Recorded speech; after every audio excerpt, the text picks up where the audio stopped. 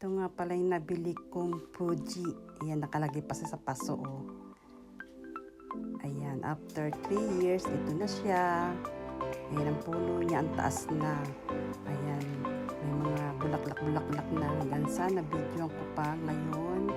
Ayan, maganda na ang bulaklak niya. Ang tawag yan sa mga bulaklak na yan ay Fuji dito sa Japan. Diba nakapagbuhay din ako ng ganyan. Ang ganda-ganda niya. Lalo na pag tumagal yan, ang dami ng bunga yan. Ang dami ng mga flower. Yan ang share ko sa inyo na Fuji. Flower ng Fuji. Dito sa Japan.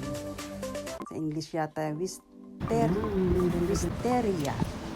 Ang ganda, diba? Flower dito sa aking garden.